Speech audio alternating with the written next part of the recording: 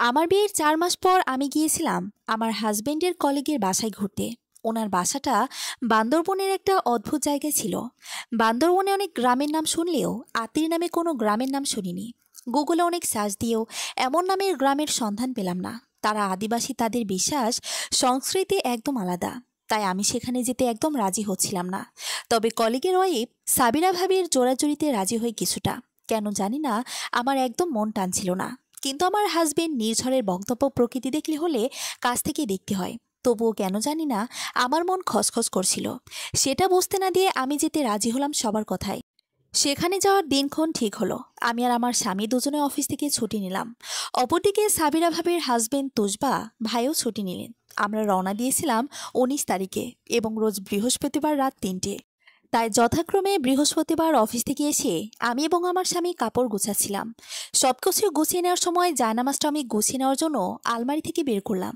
সাধারণত একটা পাতলা জায়নামাজ আমরা কোথাও গেলে বহন করে নিয়ে যাই, কিন্তু সেদিন জায়নামাজ যতবারই ব্যাগে নিতে গেছি ততবারই মনে হচ্ছিল আমার হাতে কেউ শক দিচ্ছে, ততবারই জায়নামাজটা হাত থেকে পড়ে যাচ্ছিল। কেন জানি না তখনও মনটায় ইতিবাচক কোনো সাড়া পাচ্ছিলাম না। আমি নির্ঝরের কাছে দৌড়ে গিয়ে বললাম, আমার মন সায় দিচ্ছে না যেতে। তুমি কি কোনোভাবে ট্রিপটা ক্যান্সেল করবে? যেখানে যাব সেই জায়গা সম্পর্কে আমরা কিছুই জানি না। আর যাদের সাথে যাব তারা অন্য জাতের, তাদের সংস্কৃতি আলাদা। পাহাড়ে অনেক সাপও থাকে। তাদের মতো করে আমরা সেই জায়গায় সার্ভাইভ করতে পারবো না। আমার যেতে একদম ইচ্ছে করছে না।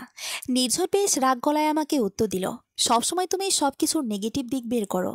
ওদের আমরা কথা দিয়েছি যাব, আর আমি তো জানি তুজবা কেমন। ও একদম আমাদের মতো। আমাদের এবং তার সাথে সম্পর্ক ভালো। তার আন্তরিকতা আমি কিভাবে উপেক্ষা করি? সে তো বলেছি আমাদের সমস্যা হবে না। নেগেটিভ না ভেবে সবকিছু গোছাও। নির্ঝরের কথা শুনে আমি আর কথা বাড়ালাম না। সবকিছু গুছিয়ে নিলাম। তুজবা আর সাবিরা ভাবি মিলেই গাড়ি করেছে, কারণ আমরা তার এলাকা চিনি না। আর বাসে যাওয়ার অভ্যেস আমার নেই। তাই তারা গাড়ি ঠিক করে আমাদের বাসার সামনে আসলো রাত ২:৩০টায়। তখন আমার মন খসখস করছিল। তবুও নিজেকে সামলে নিয়ে কিছুটা হেসে তাদের কাছে গেলাম। আমি আর নির্ঝর এবং সাবিরা ভাবি পেছনে বসলাম, আর ড্রাইভার আর তুজবা বসলো সামনে। যার গাড়ি ভাড়া করেছে সেও তাদের জাতের। তাদের মধ্যে কি কথোপকথন হচ্ছে আমি বা নির্ঝর কিছুই বুঝতে পারছিলাম না। গাড়িতে ওঠার ১০ মিনিট পর গাড়িটা ছাড়লো। গাড়িতে উঠে আমার মাথা ঝিমঝিম করতে লাগলো। অসম্ভব মাথা ব্যথা শুরু হলো আমার। মাথা ব্যথায় চোখ বন্ধ করে শুয়ে রইলাম আমি। কখন যে আমি ঘুমিয়ে তলে গিয়েছি জানি না। তবে ঘুম থেকে উঠে এক অদ্ভুত বিষয় আমি আবিষ্কার করলাম। তুজবার সাবিরার রক্ত বমি করছে। প্রথমে ঘুম থেকে উঠে গাড়িটা শূন্য দেখে আমার ভেতরটা কেঁপে ওঠে। এরপর গাড়ির বাইরে থেকে একটা শব্দ কানে ভেসে আসলো। সেখানে গিয়ে খেয়াল করলাম তুজবার সাবিরার নাক মুখ দিয়ে ব্লাড যাচ্ছে। নির্ঝরার গাড়ির ড্রাইভার সেখানে অনুপস্থিত। মোবাইলের স্ক্রিন অন করে খেয়াল করলাম ৪:৫৩ বাজে। গরমের রাত তো, রাতটা বেশ বড়। রাস্তা ফাঁকা থাকায় আমরা হয়তো দ্রুত ঢাকা থেকে বের হয়ে এসেছি, কারণ এই জায়গাটা একদম চেনা লাগছে না। কিছুটা আবছা জঙ্গলের মতো ঘুটঘুটে অন্ধকারে থাকতো। কেবল গাড়ির হেডলাইটের জন্য অন্ধকারটা বোঝা যাচ্ছে কম। মোবাইলে এক বিন্দু নেটওয়ার্ক নেই যে নির্ঝরকে কল দেব। তুজবার সাবিরের অবস্থা দেখে আমার ভীষণ হাত পা কাঁপছে। আমি কিছু বলার বোধশক্তি পাচ্ছি না। কিছুক্ষণ স্তব্ধতার মধ্যেই কাটলো। তারপর লক্ষ্য করলাম নির্ঝরার ড্রাইভার কোথায় থেকে যেন ছুটে আসতেছে, হাতে কিছু লতাপাতা নিয়ে। আমি নির্ঝরকে দেখে কিছুটা শক্তি পেলাম। আমি কিছুটা দ্রুত গলায় বললাম, নির্ঝর, তুমি কোথায় গিয়েছিলে? আর হাতে এসব কি? তুজবা ভাই আর সাবিরা ভাবি রক্ত বমি করছে। নির্ঝর হাঁপাতে হাঁপাতে বলল, ওদের কি যেন হয়েছে। তুজবা বলল, এই জঙ্গল থেকে লতা পাতাগুলো এনে ওদের যদি রস করে খাওয়ায় তাহলে ওদের এই বমি কমে যাবে। তাই আমি আর গাড়ির ড্রাইভার মিলে এই লতা পাতাগুলো আনতে গিয়েছিলাম। একা গেলে চিনব না তো, তাই ড্রাইভারকে সাথে নিয়ে গিয়েছিলাম। তুমি ঘুমাচ্ছিলে তাই তোমাকে ডাকিনি। এখন রস করে খাওয়াবো। নির্ঝরের এমন আজব আজব কথায় আমি অনেকটা অবাক হলাম। নির্ঝর এমন উদ্ভব কথা কেন বলছে? ডাক্তারের কাছে না গিয়ে এসব করছে কেন? আমি নির্ঝরকে কিছু বলার আগেই সে এবং ড্রাইভার মিলে লতাপাতাগুলো হাত দিয়ে চিপে চিপে রস বের করে তুজবা আর সাবিরাকে খাওয়ালো। সাথে সাথেই তাদের রক্ত বমি পড়া বন্ধ হয়ে গেল। আমার বিস্ময়ের গতি বাড়তে থাকলো। এ সময় এত তাড়াতাড়ি আমি ঢাকা থেকে কিভাবে এখানে আসলাম? ঘন্টা দেরিকে গাড়ি এত নিস্তব পাহাড়ি জায়গায় বা কেন পড়লো? এলোমেলো ভাবনা আমাকে করে করে খাচ্ছে। নির্ঝর আমাকে ধাক্কা দিয়ে বলল, নিশিতা, গাড়িতে ওঠো। তুমি তুজবার ভাবি পেছনে বসো, আমি সামনে বসি। আর ভাবি আর ভাইয়ের দিকে একটু খেয়াল রেখো। আমার ভীষণ ভয় লাগতে শুরু করলো। তবুও নিজেকে সামলে নিয়ে প্রথমে আমি, তারপর সাবিরা, এরপর তুষবা উঠল আর নির্ঝর সামনে বসলো। রাতের 4টা লাল হয়ে আছে, মনে হচ্ছে এখনই অস্ত যাবে। 4টার দিকে তাকিয়ে আছি আমি। গাড়িটা চলতে শুরু করলো। বারবার কুকুরের ঘেউ ঘেউ শব্দ কানে আসতে লাগলো আমার। এই শব্দটা কখনো ক্ষীণ হচ্ছে, কখনো প্রখর। আমি নির্ঝরকে ডেকে জিজ্ঞেস করলাম, কুকুরের ডাক শুনছো তুমি? কোথায় যেন মনে হচ্ছে কুকুর ডাকছে। শব্দটা গাড়ি চলার সময় যে শুরু হয়েছে এখন পর্যন্ত শেষ হয়নি। কোনো কুকুর কি গাড়ির পিছনে এসে কিনা বুঝতেছি না।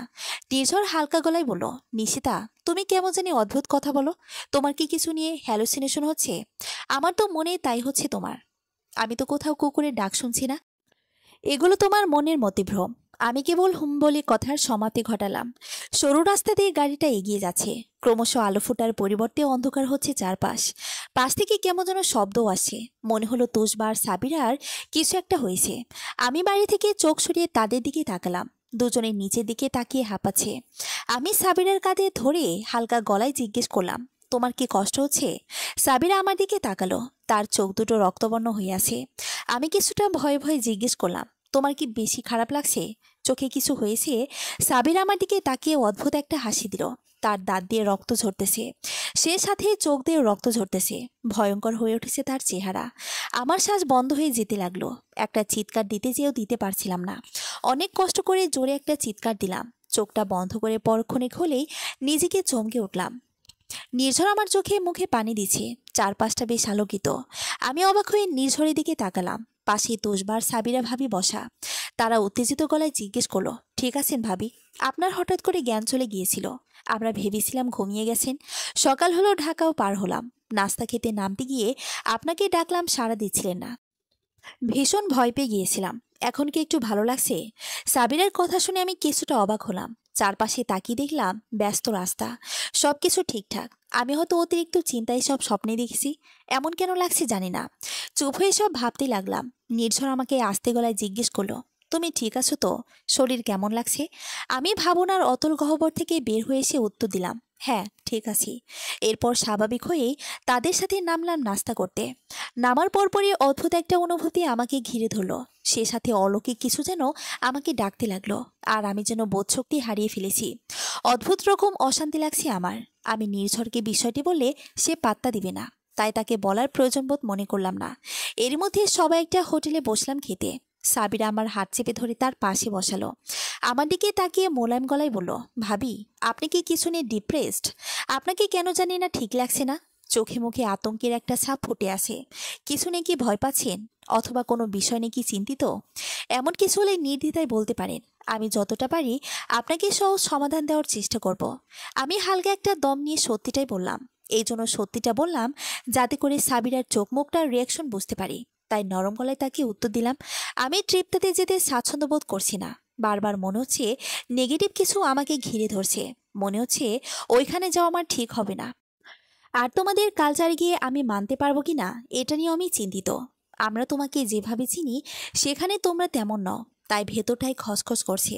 সাবিরা আমার কথা শুনে খুব একটা রিয়াকশন দিল না, হালকা হেসে জবাব দিল, নতুন পরিবেশে যাওয়ার আগে অনেক কিছুই মনে হয় ভাবি, গেলে দেখবেন একদম ঠিক হয়ে গেছে।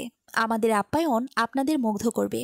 আমরা যখন চাকরির সুবাদে ঢাকায় আসি এমনই ভয় আর নেগেটিভই কাজ করেছে। এখন দেখুন না, আপনাদের মতো মানুষদের সাথে কত সুন্দরভাবে হেসে খেলে জীবন পার করছি। ভাবি, এটা নিয়ে একদম চিন্তা করবেন না। আমি সাবিরের কথা শুনে কিছুক্ষণ চুপ থেকে আবারও বললাম, কিন্তু আমার মধ্যে কিছু অদ্ভুত পরিবর্তন আসতেছে। মনে হচ্ছে কেউ আমার আশেপাশে আছে। আমার শরীরটাও ভীষণ ভারবার লাগছে। সাবির এবার কপাল কুঁচকে আমার চোখের দিকে তাকালো। বেশ কিছুক্ষণ আমাকে দেখলো, আমার হাতটা ভালো করে দেখলো। মনে হচ্ছে সে আমার শরীরে কিছু একটা খুঁজছে।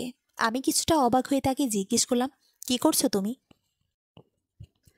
সাবিরা হালকা গলায় জবাব দিল, আমি তোমার শরীরে বিশেষ কোনো চিহ্ন আছে কিনা খুঁজতেছিলাম। আমার মনে হচ্ছে তোমাকে কেউ জাদুটোনা করেছে। সাধারণত জাদুটোনা করলে এমনটা হয়। এটা যে ট্রিপে আসতেছো তাই এমন হচ্ছে তা না। তুমি ট্রিপে না এসে বাসায় একা থাকলেও এমন হতো। আর মন দুর্বল হলে জাদুর প্রভাব বেশিক্ষণ থাকে। তাই বলবো, মনটাকে শক্ত করে সুধারণা করতে থাকো, কিছুই হবে না। তোমাদের সৃষ্টিকর্তাকে ডাকতে থাকো। সাবিরা মেয়েটার সম্বোধনের বেলায় ভীষণ কাঁচা, কখনো তুমি কখনো আপনি বলে। তবে সাবিরার কথা শুনে আমার মনটা আরো বেশি খারাপ হতে লাগলো। মনে হতে লাগলো আমার সাথে এমন কিছু খারাপ হতে যাচ্ছে যেটা আমি কল্পনা করতে পারছি না। আমাদের কথোপকথনের মাঝে নির্ঝর বেশ জোর গলায় সাবিরাকে বলে উঠল, ভাবি, কখন থেকে আপনারা দুজন আমাদের সামনে ফিসফিস করে কথা বলছেন? এটা কিন্তু ঠিক না ভাবি। হয় জোরে কথা বলুন, না হয় ফিসফিস করে কথা বলা যাবে না। আর কি খাবেন বলেন, অর্ডার দিই। সাবিরা হাসি মুখে উত্তর দিল, থাক, আর কথা বলবো না। তবে মেয়েদের সব কথায় কান দিতে নেই ভাইয়া। কি আর খাওয়া যায়? রুটি আর ডিম ভাজা আমার জন্য, আর ভাবি যা খায়। নির্ঝর এবার আমার দিকে তাকিয়ে জিজ্ঞেস করলো, কি খাবে? আমি লম্বা নিঃশ্বাস ছেড়ে উত্তর দিলাম, রুটি আর বুটের ডাল। যদিও কিছু খেতে ইচ্ছে করছে না। নির্ঝর নিজের জন্য রুটি আর হালুয়া অর্ডার দিল। তুষবা আর ড্রাইভার রুটি আর ডিম ভাজা নিল। আমাদের খাওয়ার পর্ব এখানে শেষ করে আবারও রওনা হলো গাড়িটা। গাড়িটা বেশ সময় নিয়ে চলছে। তুষবা জানালো তাদের এলাকায় পৌঁছাতে সন্ধ্যা হয়ে যাবে। শহর থেকে বেশ ভেতরে গ্রামটা। স্বাভাবিকভাবে গাড়ি চলছে। এর মধ্যে আমার অস্বস্তি কিছুটা দূর হয়েছে। আমার বেশ রিল্যাক্স লাগছে এখন। সাবের আমার হাতের আঙ্গুলের মাথাগুলো এমনভাবে ম্যাসেজ করে দিচ্ছিল, যার দরুন আমার নেতিবাচক অস্থিরতা অনেকখানি হ্রাস পেয়ে যায়। গাড়ি বিরতিহীন চলে বান্দরবন শহরে পৌঁছায় বিকেল 4টায়। আমাদের এখানে দুপুরে খাওয়া পালা। দুপুরে খেয়ে আমরা আবার রওনা দেব 5টা 30-এর দিকে। তুষবাদের গ্রামে পৌঁছাতে সন্ধ্যা 7টা বেজে যাবে। সবাই যথারীতি গাড়ি থেকে নামলাম। গাড়ি থেকে নামার সাথে সাথে এক পাগল এসে আমাকে ধাক্কা দিয়ে বলল, তোর কপালে অনেক বিপদ, সাবধানে থাকিস, শয়তান তোকে গিলে যাবে। পাগলের কাণ্ড দেখে নির্ঝর পাগলকে কিছুটা ধমক দিয়ে সামনে থেকে দূর করলো। তবে আমার মনে অশান্তির বীজটা আবার বনে দিয়ে গেল এই পাগলটা। বারবার মনে হচ্ছে হয়তো আমার কোনো বিপদ আছে সামনে। কিন্তু আবার মনে হয় আমাদের ধর্মে এসব ভবিষ্যৎবাণী বলতে কোনো অধ্যায় নেই। ভবিষ্যৎবাণীর ক্ষমতায় পাগলেরও নেই। এই ভেবেই মনকে সান্ত্বনা দিয়ে খাবার হোটেলে গিয়ে বসলাম। যে যার মতো অর্ডার দিল। পর্যটক এরিয়া হওয়ায় বিভিন্ন রকমের খাবার এখানে পাওয়া যাচ্ছে। তাদের ঐতিহ্যবাহী খাবারের সাথে সাথে আমাদের বাঙালি খাবারও। নির্ঝর অনেক কিছু অর্ডার করলেও আমি কেবল ভর্তা ভাত অর্ডার করেছিলাম, কারণ আমার মাথা ব্যথাটা আবার শুরু হতে লাগলো। মনে হচ্ছিল একটু ঝাল খেলে ব্যথাটা কমবে। খাবার পর্ব শেষ হলো। বিল পরিশোধ করে আমরা গাড়িতে বসতে বসতে 5টা 45 বেজে গেল। গাড়িটা আবার চলছে। এবার আমার মাথায় মনে হচ্ছে কোনো পাথর চেপে ধরে রেখেছে। খুব খারাপ লাগছে। হালকা বমি ভাব আসছে, তবে বমি হবে বলে মনে হচ্ছে না। আমি এবার ঘুমাতে যেও পারছিলাম না। সাবিরা আবারও আমার হাতটা শক্ত করে ধরে বলল, ভাবি, খারাপ লাগছে আবার? আমি কেবল মাথা ঝাঁকালাম। অন্যদিকে তুষবার নির্ঝর প্রকৃতির সৌন্দর্য নিয়ে আলোচনায় ব্যস্ত। তবে আমি চাইলেও সেটা উপভোগ করতে পারছিলাম না। আশেপাশে তাকিয়ে কেবল পাহাড়ের বিস্তরণ দেখা যাচ্ছে। দুপাশে পাহাড় আর মাঝখানে রাস্তা দিয়ে গাড়ি চলছে। আমার মাথা ব্যথা নিয়ে পাহাড়ের দিকে তাকিয়ে মনটাকে ডাইভার্ট করার ভীষণ চেষ্টা করলাম, কিন্তু ব্যর্থ হলাম। সাবিরা আমাকে নিয়ে বেশ চিন্তিত। এখন কেন জানি না সাবিরাকে আমার নেতিবাচক কিছু মনে হচ্ছে না, বরং মনে হচ্ছে সে আমার অসুস্থতা বুঝতে পেরে সঙ্গ দিতে যাচ্ছে। তবুও কেন জানি না বিশ্বাসটা মনে আসতেছে না। মনে হচ্ছে আমার জীবনের সবচেয়ে খারাপ সময়ের দিকে আমি এগোচ্ছি। এসব ভাবতে ভাবতে গাড়িটা থেমে গেল। সন্ধ্যা নেমে এসেছে অনেক আগেই। চারদিকটা অন্ধকার। তুষবা গাড়িটা থামার সাথে সাথে আমার আর আমার হাজবেন্ডকে বলল, আমাদের কিছু পথ হেঁটে যেতে হবে। পাহাড়ি এলাকা তো, আমাদের বাড়ি পর্যন্ত যাওয়ার জন্য প্রশস্ত রাস্তা নেই, তাই সরু পথটুকু হেঁটে যেতে হবে। গাড়ির ড্রাইভার এখান থেকে গাড়ি ঘুরিয়ে উল্টো পথে 5 কিমি যাবে। এরপর একটা গ্যারেজে গাড়ি রেখে পরদিন রওনা দেবে। আর আমাদের 1 সপ্তাহ পর নিতে আসবে। এই জায়গা থেকে দিনের বেলা ছোট ছোট টমা পাওয়া গেলেও এখন রাত হয়ে যাওয়ায় পাওয়া যাবে না। নির্ঝর কৌতূহলী গলায় জিজ্ঞেস করলো, টমা কি? তুষবা হেসে উত্তর দিল, ট্রমা হলো ছোট সাইকেলের মতো কাঠের গাড়ি। পাহাড়ি সরু রাস্তা পার হতে ব্যবহার করা হয়। কাল সকালে আপনাকে দেখাবো ভাইয়া। নির্ঝর প্রতি উত্তরে বলল, এতগুলো ব্যাগ নিয়ে এই মুহূর্তে কি 1 কিলোমিটার হাঁটা সম্ভব? সবার কষ্ট হয়ে যাবে না? আর আমরা তো অভ্যস্ত না। এর মধ্যে আপনার ভাবে জার্নি করে শিখ হয়ে আছে। ও একা শরীর নিয়ে হাঁটতে পারি কিনা সন্দেহ। তুষবা চিন্তিত গলায় উত্তর দিল, এখন এছাড়া উপায় নেই। তারপরও আমি একটা চেষ্টা করছি। আমার ছোট ভাইকে বলতেছি তার টমাটা নিয়ে এসে অন্তত ব্যাগগুলো নিয়ে যেতে। এরপরও কষ্ট করে হেঁটে যেতে হবে। সে এলাকায় একমাত্র আমার ছোট ভাইয়েরই মোবাইল চালায়। সে যে ফোন চার্জ দিতে তাকে 10 কিলোমিটার পথ পার হয়ে লোকালয়ের একটা বাজারে যেতে হয়। নেট সবসময় পাওয়া যায় না, তবুও মাঝে মাঝে যতটুকু পায় তা দিয়ে চলে যায়। আতের গ্রামটা অনেক ভেতরে। আর ভাবি, আপনি নাকি ভাইয়াকে বলতেছিলেন গুগলে এ নামের সন্ধান খুঁজে পাননি? পাবিনি বা কিভাবে? এই বান্দরবনে একদম ভেতরে অবস্থিত। বান্দরবনে অনেকে এই গ্রামের নাম জানে না। এখানে ছোট একটা জনগোষ্ঠীর বাস। এখানের মানুষ বাড়ি খুব একটা যায় না, আর শিক্ষার আলো এখানে এখনো পৌঁছানি ঠিক করে। আমি ছোট থেকে একটু অন্যরকম ছিলাম, তাই পড়াশোনার পেছন ছুটতে ছুটে ঢাকা পর্যন্ত গিয়েছি, চাকরি নিয়েছি। সাবিরা আমার লেজ ধরে একই পথের পথে। যাই হোক, অনেক কথা বলে ফেললাম। আমি আমার ভাই মান্দিকে কল দিয়ে বলতেছি আসার জন্য। তুজবা তার ভাইকে কল দিয়ে বলল টমা নিয়ে আসতে। আমরা গাড়িতে বসে অপেক্ষা করতে লাগলাম। সাবিরা গাড়ি থেকে নামলো, আর নির্ঝর তার পাশে আবারও ঘেঁষে বসলো। আমার মাথায় হাত বুলিয়ে দিয়ে জিজ্ঞেস করলো, তোমার কি এখনো মাথা ব্যথা করছে? নির্ঝরের কথার কোনো উত্তর আমি দিতে পারছিলাম না। নির্ঝরকে ট্রিপের প্রথম থেকেই মনে হচ্ছিল আমার ব্যাপারে বেখেয়ালি। একবার অজ্ঞান হয়ে যাওয়ার পথেও সে ঠিক করে আমার পাশে বসেনি। আমার ব্যাপারে একদম উদাসীন ছিল। তাই কিছুটা অভিমান আর শারীরিক দুর্বলতায় আমি কোনো উত্তরই দিতে পারছিলাম না। চুপ করে চোখটা বন্ধ করে রইলাম। মাথাটা বেশ ঝিমঝিম করতে লাগলো। একদমই ভালো লাগছে না। 1 কিলোমিটার পথ কিভাবে হাঁটবো সে চিন্তাই করছিলাম। এই পাহাড়ি অন্ধকার পথ হাঁটার শক্তি আমার হবে তো? এই ভাবনায় আমাকে চিন্তিত করে তুলছে। মিনিট 15 মতোই একজন আসলো, হাতে হারিকেনের মতো কিছু একটা নিয়ে। তুষবা জানালো এটা তার ভাই মান্দি। তার ভাই সাইকেলের মতো সরু 3 চাকাওয়ালা একটা কাঠের বাহনে করে এসেছে। এই বিশেষ বাহনকে টমা বলে তারা। তাদের এলাকায় এখনো বিদ্যুৎ পৌঁছায়নি, তাই তারা প্রাকৃতিক উপায়ে একটা জ্বালানি ব্যবহার করে। জ্বালানিটা তারা জঙ্গলের একটা ফল, নাম ইসবা, যেটা অনেকটা নারিকেলের মতো শক্ত। সেটাকে আকৃতি দিয়ে সে জ্বালানিটা সেটার মধ্যে নিয়ে জ্বালিয়ে দেয়, আর তাতে একটা গাছের শিকড় দিয়ে বেঁধে হাতে নিয়ে বহন করে। এই জ্বালানিটার পরিমাণ তাদের জানা। সেজন্য যে জায়গায় যায় সেই জায়গার সময় অনুমান করে সে পরিমাণ জ্বালানি নিয়ে আগুন জ্বালায়। এই জ্বালানিটাকে তারা ডাব্বা বলে ডাকে। মান্দি আসার সাথে সাথে আমরা সবাই গাড়ি থেকে নামি। মান্দি, নির্ঝর আর আমাকে মাথা নিচু করে কর্নিশের মতো করে হাতে একটা বিশেষ সাইন দেখালো। ডান হাতের আঙ্গুলটাকে সে কিছুটা পদ্মের কলি মতো করে সাইনটা দেখালো। তুষবার বর্ণনায় এটা হলো তাদের সম্মান প্রদর্শন। কোনো অতিথি আসলে তারা এভাবেই সম্মান প্রদর্শন করে। এই সম্মান প্রদর্শনের ধরনকে তাদের ভাষায় বিমহসিয়া বলে। মহসিয়ান দেবীর নামকরণে নাম করা হয়েছে। তারা একজন বিশেষ দেবীর পূজা করে। তাদের নিজস্ব আলাদা ধর্ম আছে, আর সে ধর্মের নাম মোহ মাতাদ্রি। আর সে ধর্মের দেবীর নাম মহসিয়া। যাই হোক, প্রসঙ্গে আসি। মান্দি আমাদের ব্যাগগুলো তার ট্রমায় বেঁধে সে বাহনে রওনা দিয়েছে। গাড়ির ড্রাইভারও গাড়ি ঘুরিয়ে ফেলেছে। এখন আমরা 4 জন কেবল দাঁড়িয়ে আছি। তোষবা তার মোবাইলের টর্চটা জ্বালিয়ে আমাদের সবাইকে বলল, আমার পিছু পিছু হাঁটবেন। আমার মোবাইলের টর্চ বন্ধ হয়ে গেল, অন্যদের ফোনে জ্বালাবেন। এভাবেই হাঁটতে হবে। আস্তে করে হাঁটলেও 30-35 মিনিট সময় লাগবে। আমরা চেষ্টা করব একটু দ্রুত হাঁটতে। তোষবার কথা মতো আমরা হাঁটতে লাগলাম। চারপাশটা থমথমে। পাহাড়ের ভেতর থেকে জন্তু জানোয়ারের ডাক ধেয়ে আসে। গরমেও শীত শীত ভাব। ভীষণ ভয় লাগছিল, সেই সাথে শরীর দুর্বল। তবুও হাঁটছিলাম। নির্ঝর আমার হাতটা ধরে অনেকটা টেনে টেনে টানছে বলা যায়। কিছু পথ হাঁটার পর তোষবার ফোনের টর্চ বন্ধ হওয়ার সাথে সাথে আমাদের ফোনও বন্ধ হয়ে গেল। কারোর ফোনেই যেন অন হচ্ছে না। বুঝতে পেরেছি আমাদের সবাই ফোনের চার্জ একসাথেই শেষ হয়েছে। অনেকটা সময় পার হয়েছে, এ সময় ফোনের চার্জ থাকবে না, এটাই স্বাভাবিক। আমার গা হাত পা কাঁপতে লাগলো। মনে হচ্ছে কোনো ভূতের অন্ধকার গলিতে আমরা আটকে আছি। তোষবা আমাদের উদ্দেশ্য করে বলল, অন্ধকার পথে হাঁটা ছাড়া কোনো উপায় নেই। আমরা একে অপরের কাঁধে হাত ধরে ধরে লাইন করব। সবার প্রথমে আমি, মাঝখানে আপনারা 2 জন, সবার শেষে সাবিরা। এভাবে লাইন করে আমরা এগোতে থাকবো। আমার এ পথে অন্ধকারও হেঁটে অভ্যাস আছে, সাবিরারও অভ্যাস আছে। আপনাদের 2 জনের সমস্যা হতে পারে, তাই মাঝখানে রাখলাম।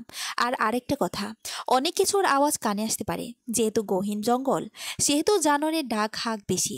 ভয় পাবেন না আপনারা। তোষবার কথা মতো আমরা কাঁধে হাত রেখে সারিবদ্ধ হয়ে লাইনে দাঁড়িয়ে হাঁটছি। হাঁটতে ভীষণ কষ্ট হচ্ছে, তবুও হাঁটতে হচ্ছে। এমন ভয়ঙ্কর অস্বস্তিকর ট্রিপ আমার জীবনে প্রথম। নির্ঝরের জোড়াজড়িতে এসেছি। মাঝে মাঝে মনে হচ্ছে কোনো শয়তান আমাদের বশ করছে। বেশ মাতাল মাতাল লাগছে। হঠাৎ করে মনে হলো কেউ আমার নিতম্বে সূচের মতো কিছু একটা দিয়ে গোতা দিয়েছে। আমি একটু উঁচিয়ে উঠলাম। সাবির আমাকে বলে উঠল, কি হয়েছে ভাবি? আপনার শরীর ঠিক তো? কষ্ট কি বেশি হচ্ছে? নির্ঝর আর তোষবায়ু একই সাথে জিজ্ঞেস করে উঠল, কি হয়েছে? আমি কিছুটা চেপে গেলাম বিষয়টা। স্বাভাবিক গলায় বললাম, মনে হলো কিছু একটা পায়ে লেগেছে। তেমন কিছু না, তবে আর কত পথ বাকি? তুষবার দম ছেড়ে জবাব দিল, এই তো, আর বেশি সময় না, 10 মিনিটের মতো লাগবে। আমার কাছে 10 মিনিট সময় অনেক বেশি লাগছে।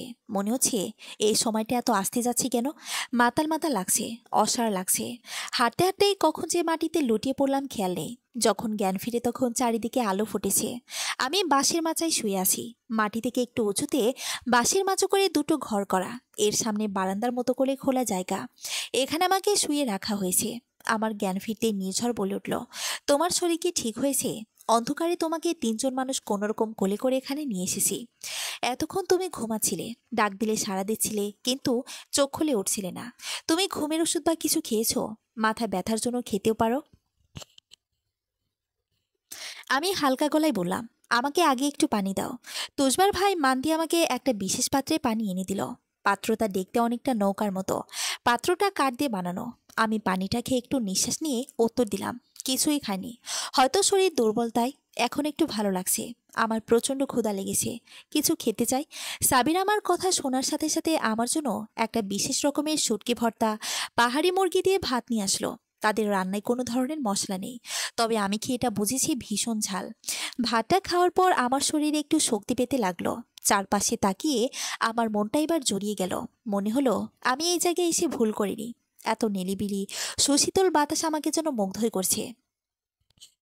এবার অনেকটা ভালো লাগছে আমার। তুষবার সাবিরের প্রতি যে সন্দেহ ছিল সেটাও কেটে গেছে কিছুটা। আমি চারপাশ তাকিয়ে দেখতে লাগলাম। সাবির আমার কাঁধে হাত দিয়ে বলল, ভাবি, আপনার তো অনেক কিছুরই নেগেটিভই মনে হয়েছিল, সেটা কি এখন কেটেছে? আমাদের সংস্কৃতি ভিন্ন, তবে আমরা মানুষ, আমাদের মানবিকতা আছে। আমাদের আতিরের মানুষের আপ্যায়ন আপনি কোনোদিন ভুলবেন না। আমরা অতিথি আপ্যায়নে সেরা। আমরা মহসিয়া দেবীর পূজারী। আমাদের দেবীর কুটুম বাড়ি এর আতির। তাই আতিরের মানুষ কুটুমদের অনেক যত্ন করে। আপনি আতিরকে আজীবন মনে রাখবেন।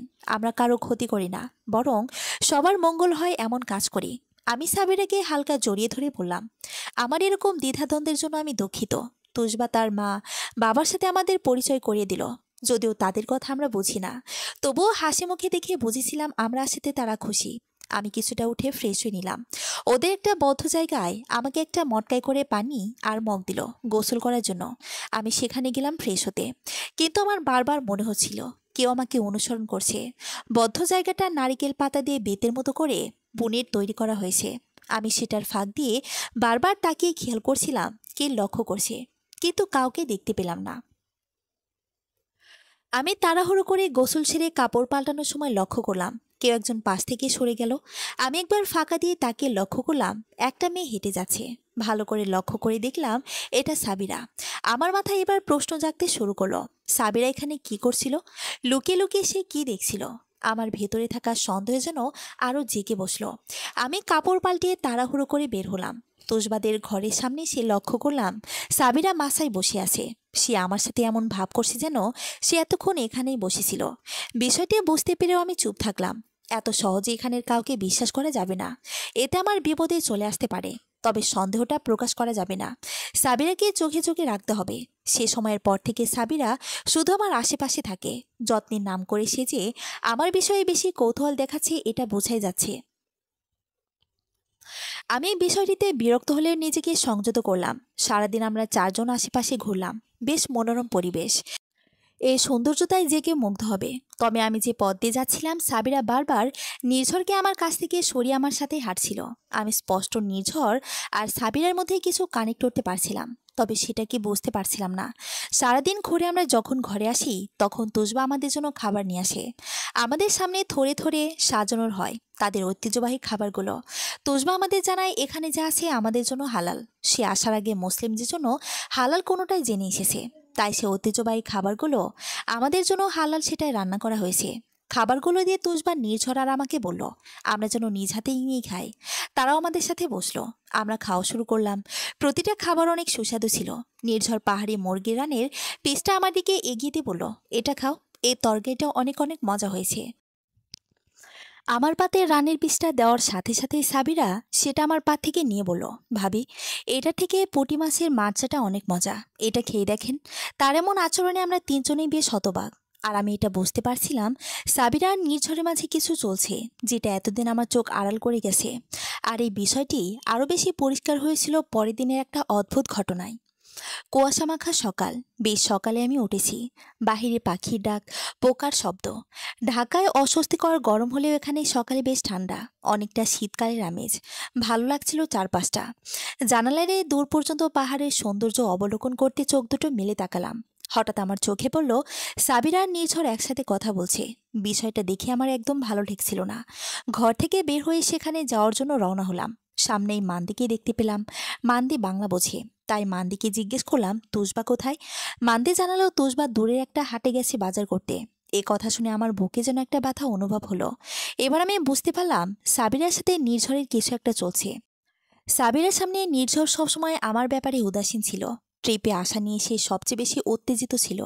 কিন্তু আসার পথে সে একদম আমার খেয়াল রাখেনি। সারাক্ষণ কি নিয়ে যেন ভাবনায় ডুবেছিল। আমি আস্তে করে মাছা থেকে নামলাম নিচে। পাহাড়ি রাস্তা আঁকাবাঁকা পথ। দেখতে মনে হয় এতটুকু পথ, কিন্তু প্রকৃতপক্ষে তা বেশ দূরে। উঁচু নিচু, কখনো খাড়া, কখনো নামানো পথ। শীত শীত আমি যেও হাঁটতে গিয়ে ঘাম পড়ছে, সে সাথে হালকা শ্বাসকষ্ট। কিছুক্ষণের পর যেতে সময় লাগলে 15 মিনিটের ওপর। আমি কাছাকাছি গিয়ে গাছের আড়াল হলাম। কানে তাদের কথোপকথনের শব্দ শোনা যাচ্ছে। তারা স্বাভাবিক গলাতেই কথা বলছে। এর প্রথম কারণ হতে পারে এখানের মানুষ তাদের কথা বুঝবে না। আর তুষবা এখন আশেপাশে নেই। আমার মতো তুষবা তো সাবিরাকে সন্দেহ করবে না। আমি ভালো করে কথা শুনতে গিয়ে বুঝলাম তারা আমাকে নিয়ে কথা বলছে। সাবিরা নির্ঝরকে বলছে, আপনি নিশিতার প্রতি যতবারই সিরিয়াস হবেন আমি ততবারই সেটা ভেঙে দেব। নিশিতার ব্যাপারে এমন সিরিয়াসনেস আমি একদম সহ্য করব না। আর সবচেয়ে বড় বিষয়, নিশিতার দিকে তাকালেও আমি চোখ তুলে নেব। আমি একটা মেয়ে হয়ে এগুলো সহ্য করব না। আপনি আমার সংস্কৃতি সম্পর্কে জানেন না। প্রতারণা আমরা কখনো মাফ করব না। আপনাকে আমি আতিরেই পুঁতে ফেলবো। আর তুষবাকে যদি ভুল কিছু বলে আমার থেকে মনোযোগ সরানোর চেষ্টা করেন, এটার ফলও ভালো হবে না। এটা আপনার ঢাকা না, এটা আতির। আর আতির কখনো বিশ্বাসঘাতকতা সহ্য করবে না। ভালোবাসা নিয়ে বিশ্বাসঘাতকতা তো আর সহ্য করবে না। আমি তো এটা মানতেই পারবো না। নিশিতাকে নিয়ে এত সিরিয়াস হয়ে লাভ নেই। যতই সিরিয়াস হবেন আমি ততই ঝামেলা করব। আর বেশি বাড়াবাড়ি করলে আমি এটাই প্রমাণ করে দেব নিশিতাকে বিয়ে করা ওর ভুল নয়, বরং আপনার ভুল ছিল। নির্ঝর একদম চুপ হয়ে গেল। আমি এবার পরিষ্কার বুঝতে পারলাম সাবিরা নির্ঝরকে অনেক পছন্দ করে। নির্ঝরও হয়তো সাবিরাকে সুযোগ দিয়েছে, কিন্তু এখন হয়তো ফিরতে চাইছে। কিন্তু সাবিরা সেটা মানতে নারাজ। এসব নিয়ে তাদের মধ্যে ঝামেলা। তবে আমার ভীষণ খারাপ লাগছে এটা ভেবে, নির্ঝর কেন আমাকে ঠকালো। সে যদি সাবিরাকে একটু সুযোগ না দিত, তাহলে সাবিরা তো এত গলা উঁচিয়ে কথা বলতে পারতো না। নিশ্চয়ই সে সুযোগ দিয়েছে বলেই কথা বলছে। আমি সাবিরকে একদম সহ্য করতে পারছি না। মাথাটা ভীষণ যন্ত্রণা করছে। নিজেকে সামলে আমি আবার ঘরের দিকে রওনা হলাম। আঁকাবাঁকা পথ যে কতটা হোঁচট খেয়ে আসলাম হিসাব নেই। আমি এসে মাচায় বসলাম। আমার ভীষণ কষ্ট হচ্ছে। মাচায় বসার কিছুক্ষণ পরে সাবির আর নির্ঝর আসলো। নির্ঝর আমাকে আনমনা হয়ে বসে থাকতে দেখে জিজ্ঞেস করলো, শরীর কি বেশি খারাপ লাগছে? আমি হালকা গলায় উত্তর দিলাম, মাথা যন্ত্রণা করছে। নির্ঝর আমার মাথায় হাত বুলিয়ে দিয়ে বলল, ওষুধ দিচ্ছি, খেয়ে নাও। এই বলে সে ঘরে ঢুকলো। সাবিরাও তার সাথে প্রবেশ করলো। সেজন্য আমিও গেলাম। নির্ঝর পুরো ব্যাগ খুঁজে একটা ওষুধও পেল না। সাবিরার দিকে নির্ঝর তাকালো। সাবিরা জাস্ট একটু ব্যঙ্গ করে মুখ ভেঙচি দিয়ে হাসলো। আমি বুঝতে পারলাম কাজটা সাবিরাই করেছে। আমি যেন আর নিতে পারছি না। তবে এখান থেকে বের হতে হবে আমাকে। শরীর রাগে ক্ষোভে জ্বলছে আমার। সাবিরা চলে গেল। আমি নির্ঝরের কাছে গিয়ে তাকে ধরে কেঁদে দিলাম। আমি আর কিছুই বলতে পারছি না। নির্ঝর আমাকে ধরে বলল, কাঁদছো কেন? আমি কেঁদে কেঁদে সকল কষ্ট বুকে চেপে উত্তর দিলাম, আমি এখান থেকে যেতে চাই। নির্ঝর আমাকে জড়িয়ে ধরে বলল, আমরা পরশুই চলে যাব। গাড়ি পরশু আসতে বলবো। তুমি রেস্ট নাও। এ বলে সে আমাকে বিছানায় বসিয়ে বাইরে গেল। আমি বিছানায় স্থির হতে পারলাম না। আমি বিছানা থেকে উঠে দরজার পাশে আড়াল হয়ে দাঁড়ালাম। নির্ঝর দরজার সামনে দিয়ে সাবিরাকে বলে উঠল, কাজটা ঠিক করনি। সাবিরা কেবল হাসল। আমার অস্থিরতা আমাকে গ্রাস করতেছে। সময় কাটছে না একদম। সকালে নাস্তা গলা দিয়ে নামছে না। তোষবা নির্ঝরকে নিয়ে ঘুরতে গেলেও আমি যাইনি। বিছানা ছেড়ে একদম যেতে ইচ্ছে করছে না আমার। তাই নিজেকে বিছানাতেই আবদ্ধ করে রাখলাম। আমি জানি দেখে সাবিরও জানি। তবে ওকে যতই আমার সামনে দেখছি, ততই আমার শরীর খারাপ বাড়ছে। তোষবা আর নির্ঝর ঘুরে ফিরেছে বিকেল 4টায়। এর মধ্যে সাবিরা অনেকবার বলেছে আমাকে কিছু খেতে, কিন্তু নির্ঝরকে ছাড়া আমার গলা দিয়ে কিছু নামবে না। তাই নির্ঝরের জন্য অপেক্ষা করছিলাম। নির্ঝর আসার পর একটু স্বস্তি লাগতে শুরু করলো। সে এসে ফ্রেশ হলো। তারপর ঠিক 5টায় আমরা খেতে বসলাম। খাওয়া শেষ করে আমার চোখটা ঘুমে আচ্ছন্ন হয়ে গেল। আমি যখন চোখ খুললাম তখন নিজেকে দেখে চমকে গেলাম। এটা কি সত্যি দেখছি আমি? আমি একটা বদ্ধ জায়গায় শুয়ে আছি। সামনে তান্ত্রিকের মতো কেউ বসে আছে। একদম চুপ হয়ে মনে হচ্ছে ধ্যান করছে। আমি ভীষণ ভয় পেয়ে আবারও চোখ বন্ধ করে ফেললাম। চোখটা বন্ধ করে আবারও চোখ খুললাম। মনে হচ্ছে আমি যে জায়গায় আছি এটা কোনো উপাসনার জায়গা হবে। চারপাশে মূর্তি। আমি শো থেকে উঠতে পারছিলাম না। নিজেকে সামলে যখন উঠতে নেব, ঠিক তখনই সাবির আমাকে ধরে বলল, এখন ওঠার চেষ্টা করো না, একটু পর ওঠো, না হয় নির্ঝর আবার ভর করবে। সাবিরের কথা শুনে আমি কিছুটা অবাক হয়ে গেলাম। নিশ্চয় নির্ঝরকে এমনি বশ করতে যাচ্ছে, তাই আমাকে উঠতে দিচ্ছে না। আমি জোরে চিৎকার করে বললাম, নিজেকে কি মনে করো তুমি? আমার নির্ঝরকে তুমি কেড়ে নেবে আমার কাছ থেকে? সেটা কখনোই হতে দিব না। ওই দিন তোমাদের সব কথা শুনেছি আমি। সাবির আমার কপালে হাত বুলিয়ে বলল, যা শুনেছ সব ভুল শুনেছ, তুমি প্লিজ ওঠো না। কিন্তু আমি সাবিরের কথা শুনলাম না। দ্রুত উঠে দাঁড়ালাম। উঠতে আচমকা একটা থাপ্পড় খেলাম। পাশ ফিরে তাকিয়ে দেখলাম নির্ঝর। আমি ওর এই পরিবর্তন দেখে একদম হতভম্ব হয়ে গেলাম। কিছু বলতে যাব, এমন সময় সাবির আমাকে পুনরায় শুয়ে দিয়ে বলল, ভাবি, নির্ঝরের মাঝে একটা বাজে জিন আছে, যেটা তার মাধ্যমে আপনার সাথে মিলিত হতে চায়। আপনারা জিনে বিশ্বাস করেন, তাই জিন শব্দটাই ব্যবহার করলাম। আমাদের ভাষ্যমতে নির্ঝরের মধ্যে তাগল নামে একটা বীভৎস জানোয়ার বাস করছে, যে নির্ঝরের মাধ্যমে আপনার সাথে মিলিত হয়ে বংশ বিস্তার করতে চাচ্ছে। আর ওই দিন আমি নির্ঝরকে যা বলেছিলাম, সেটা হলো আপনার সাথে প্রতারণার ফল ভালো হবে না। আপনাকে যে জিন নির্ঝরের মাধ্যমে বিভিন্ন ওষুধ আর ইঞ্জেকশন পুশ করে মিলিত হওয়ার জন্য শরীরটাকে তৈরি করছিল, তাই আমি নির্ঝরকে বলেছিলাম, আপনার এই বিষয়টা যদি সে সিরিয়াস হয়, আমি সেটা হতে দিব না। যতবার সে সিরিয়াস হবে ততবার আমি ঝামেলা করব। আপনার খারাপ পরিণতি আমি সহ্য করতে পারবো না। বেশি ঝামেলা করলে আমি এমন হাল করব যাতে সে মনে করে আপনাকে বিয়ে করাটা তার জীবনের ভুল। আর সবচেয়ে বড় কথা হচ্ছে, নির্ঝর নিজে তার শরীরে জিনকে বাস করতে দিয়েছিল অসীম ক্ষমতার লোভে। কিন্তু পরবর্তীতে সে এটা থেকে মুক্তি চাইলেও পারছিল না। জিনটা তার কন্ট্রোলের বাইরে চলে যায়। এটা থেকে মুক্তি পেতে সে যখন জিনকে জিজ্ঞেস করে কি চায়, তখন সে জিন উত্তরে বলে, আপনাকে যেন আমাদের গ্রামে আনা হয় এবং আপনার শরীরকে বিভিন্ন ওষুধ ও ইঞ্জেকশনের মাধ্যমে তার সাথে মিলিত হওয়ার জন্য প্রস্তুত করা হয়। একবার মিলিত হলে সে চলে যাবে। আর আপনার গর্ভে তখন একটি মেয়ে সন্তান আসবে, যার নাম হবে আমিরা। আমিরা মূলত একটা ভয়ঙ্কর নারী হবে, যে নিজের শক্তি হাসিলের জন্য একের পর এক হিংস্র কাজ করবে। এদিকে নির্ঝর নিজের বুদ্ধি হারিয়ে ফেলেছে। অন্য একটা সত্তা শরীরের ভিতরে বহন করে সে অনেক বেশি ব্যথা সহ্য করছে, যেটা সে সহ্য করার ক্ষমতা হারিয়ে ফেলেছে। তাই বাধ্য হয়ে সে এটাতে রাজি হয়। গতকাল আমি আপনার সকল ওষুধ এই জন্যই ফেলে দিয়েছিলাম, যাতে করে আপনার সমস্যা না হয়। কারণ সে ওষুধে সে তাগল এমন কিছু মিশ্রিত করে রেখেছিল, যেটা তার মতো জিনের বাচ্চা ধারণের জন্য আপনার শরীর যেন প্রস্তুত হয়। তাই গতরাতে আপনাকে নির্ঝর নিজের আয়ত্ত করে মিলিত হয়। এখন যদি সবকিছুর গোড়া থেকে বিনষ্ট না করি, তাহলে আপনার গর্ভে একটা ভয়ানক জানোয়ার আসবে। সাবিরের কথা শুনে আমি এবার আরো চমকে গেলাম। নিজেকে সামলে নির্ঝরের দিকে তাকে লক্ষ্য করলাম, সে স্বাভাবিক না। তাহলে এতক্ষণ আমার সাথে যা ঘটেছিল সেটা সবই সত্যি? অলৌকিক ঘটনাগুলো তাহলে মিথ্যা ছিল না? নির্ঝর আরো উত্তেজিত হয়ে আমাকে মারতে এসে নিজে লুটিয়ে পড়ল মাটিতে। আমার এবার ভয়টা আরো বাড়তে লাগলো। শরীরটা কাঁপতে লাগলো। তোজবা দাঁড়িয়ে কি যেন পড়ছে, পরে নির্ঝরকে ফু দিল। ফু দেওয়া শেষ হলে সে বলে উঠল, এটা আপনাদেরই কোরআনের আয়াত। আমরা আপনাদের কোরআন নিয়ে অনেক আলোচনা করি, কারণ আমাদের এখানের সবাই কালো জাদুতে আসক্ত ছিল। কালো জাদু বিনষ্ট করতে আমাদের কোরআনের আয়াত শেখানো হতো। এখন অবশ্য আমাদের এলাকায় কালো জাদির রীতিটা উঠে গেছে, তবে কালো জাদি শিক্ষা এবং বিনষ্ট করার পদ্ধতি আমরা জানি। ভাবি, আপনি এবার উঠে সাবিরার সাথে যান, আমি নির্ঝরকে নিয়ে আসতেছি। কি থেকে কি হচ্ছে আর আমি কি করব কিছুই বুঝে উঠতে পারছি না। সাবিরা আর তোজবাকে বিশ্বাস করা ছাড়া আমার উপায় নেই। আমি সাবিরার সাথে চলে আসলাম। ওটা একটা গুহা ছিল যেখানে তান্ত্রিক থাকতো। মূলত ওদের তান্ত্রিক এসব ব্যাপারে খুব পটু, তাই আমাকে সেখানে নেওয়া হয়েছিল। আমি ঘরে ফিরে শুধু চিন্তাই করতে লাগলাম, আমার জীবনে এসব কি হচ্ছে, কেন হচ্ছে। আমি আসার ঘন্টা দেড়েক পর নির্ঝর আর তোজবা আসলো। নির্ঝর এবার বেশ স্বাভাবিক। তাকে দেখে মনে হচ্ছে এতক্ষণ যা ঘটেছে সে ভুলে গেছে, কারণ তার দেওয়া থাপ্পড়ে গালটা ফুলিয়ে গিয়েছিল। সে সেই ফুলা গাল দেখিয়ে জিজ্ঞেস করলো, তোমার গালে চরের দা কে করে হলো? কে চর দিয়েছে?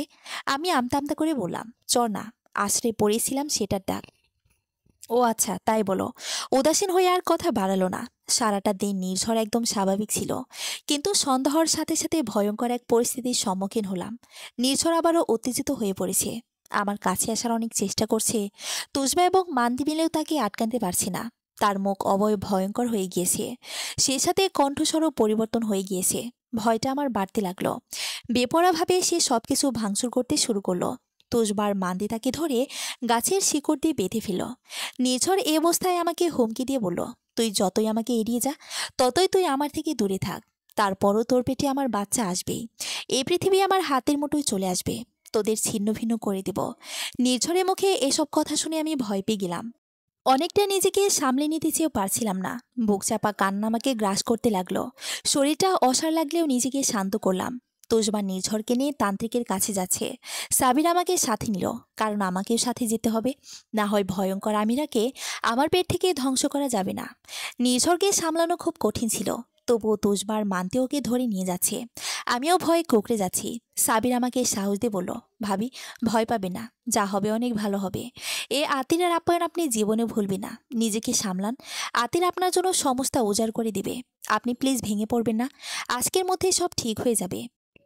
এই অন্ধকার পথে আদো আদো আলোতে হাঁটা বেশ মুশকিল হয়ে যাচ্ছিল, তবুও শরীরের সকল শক্তি নিয়ে হাঁটছি। নিজেকে সামলাতে খুব কষ্ট হলেও সাবিরার কথায় নিজের মধ্যে শক্তি সঞ্চয় করে নিয়েছিলাম। আধা ঘন্টা হাঁটার পর আমরা সেই গুহায় পৌঁছে গেলাম। সেখানে সেই তান্ত্রিকটা কোরআনের আয়াত সামনে নিয়ে বসেছে।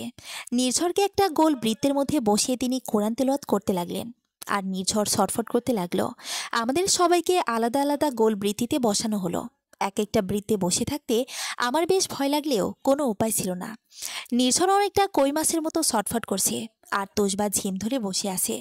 সাবিরা, মান্দি আর আমি সবকিছু কেবল দেখেই যাচ্ছি। হঠাৎ করে খেয়াল করলাম তান্ত্রিক তুষবাকে উদ্দেশ্য করে একটা কাঠের মতো কিছু ছুঁড়ে মেরেছে। সাথে সাথে তুষবা মাটিতে পড়ে গেল। তার গলা ও নাক দিয়ে ব্লাড বের হতে লাগলো।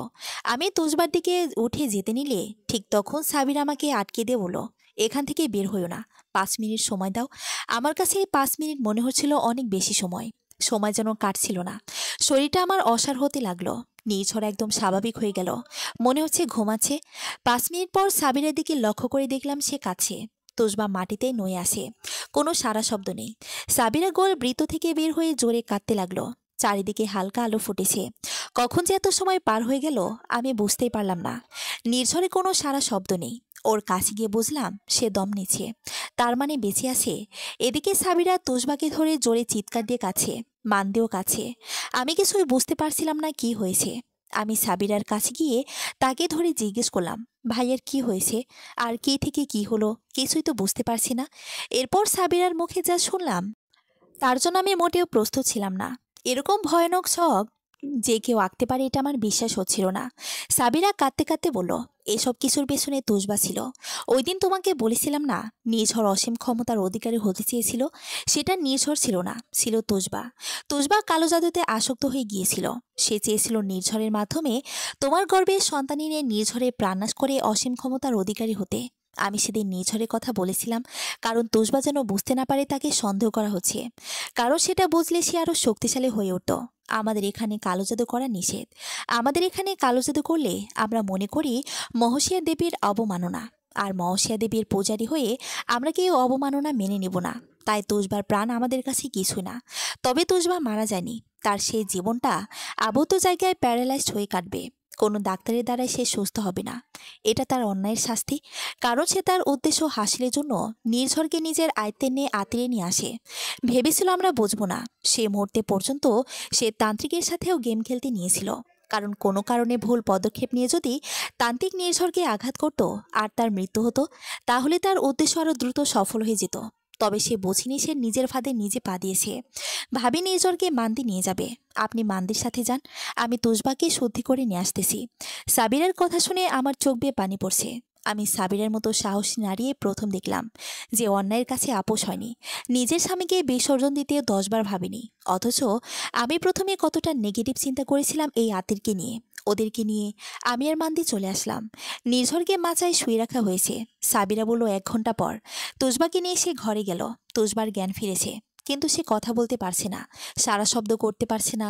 এক পলকে কেবল ওপরের দিকে তাকিয়ে আছে। এদিকে নির্ঝরের জ্ঞান ফিরেছে সকাল 10টায়। নির্ঝরের জ্ঞান ফেরার পর নির্ঝর যেন সব ভুলে গেছে। স্বাভাবিক গলায় আমাকে জিজ্ঞেস করলো, আমি কি সারা রাত এখানে ছিলাম? আমি জবাব দিতে যাব এমন সময় সাবিরা ঘর থেকে জবাব দিল, তুষবা রাতে অসুস্থ হয়ে পড়ে। আপনি তুষবাকে নিয়ে যাওয়ার পথে গিয়ে অজ্ঞান হয়ে পড়ে গিয়েছিলেন, তাই আপনাকে মাচায় শুয়ে রাখা হয়েছে। আর তুষবা প্যারালাইজড হয়ে গেছে। ভাইয়া, আপনারা আজকেই চলে যান। আতিরে খারাপ বাতাস বইছে। তোজবার মতো আপনাদের শরীরে খারাপ বাতাস লাগুক চায় না। তাই বলবো, মান্দি আপনাদের গাড়ি পর্যন্ত পৌঁছে দিয়ে আসবে। চলে যান। আমি আর ঢাকায় ফিরবো না। ঢাকায় ফেরার মতো কোনো পিছুটান আমার নেই। তোজবা সুস্থ হলে কোনো একদিন আপনাদের সাথে দেখা হবে। নির্ঝর আর কিছু বলো না। সে বুঝতে পারলো এখানে থাকা আমাদের জন্য উচিত হবে না। তাই ঘরে গিয়ে তুষবার কপালে হাত বুলিয়ে দিয়ে বিদায় নিয়ে সব গুছিয়ে নিল। আমি সাবিরের কাছে দিতেই সে বলল, নিঝরকে সব ব্যাপারে বলার কোনো দরকার নেই। এসব বিষয় যত গোপন থাকবে ততই মঙ্গল। আর নিশিতা, তুমি সত্যিই প্রেগনেন্ট। তোমার ভেতরে সত্যি একটা প্রাণ আছে। তবে সে প্রাণে ক্ষতিকর কিছু নেই। তোমার কাছে আমার আবদার যে প্রাণটা আসবে, সে মেয়ে হলে নাম রাখবে আমিরা, আর ছেলে হলে নাম রাখবে আমির। আমিরা নামটা আমার মেয়ের নাম ছিল। আমার প্রথম সন্তান পেটে থাকা অবস্থায় মারা যায়। এর কারণও তোষবা ছিল। সে আমিরাকে নিজের হাতিয়ার বানানোর জন্যই এই কাজ করেছিল। পরবর্তীতে সে চেয়েছিল আবার আমিরাকে ভয়ঙ্কর রূপে ফিরিয়ে নিয়ে নিজের উদ্দেশ্য হাসিল করতে। কিন্তু আমার জন্য সেটা পারেনি। তোষবা তার শাস্তি পেয়েছে। আর ভাবি, এই আতির কখনো কারোর সাথে বিশ্বাসঘাতকতা করে না। আমি একটা দম নিয়ে তা পরক্ষণেই ছেড়ে উত্তর দিলাম, আমি সত্যি আতিরের আপ্যায়ন কখনোই ভুলব না। ভালো থেকো। আজীবন তোমাদের কথা আমাদের মনে থাকবে। আমার সন্তানের নাম তোমার পছন্দ মতোই হবে। সেদিন আমরা বিদায় নিয়ে আতির থেকে শহরে চলে আসি। শহরে আসার পর থেকে আতিরের সব ভোলার চেষ্টা করেও পারিনি। এর মধ্যে আমার কোলজোরে একটা কন্যা সন্তানই আসলো, যার নাম আমি রেখেছি আমিরা। সমাপ্ত।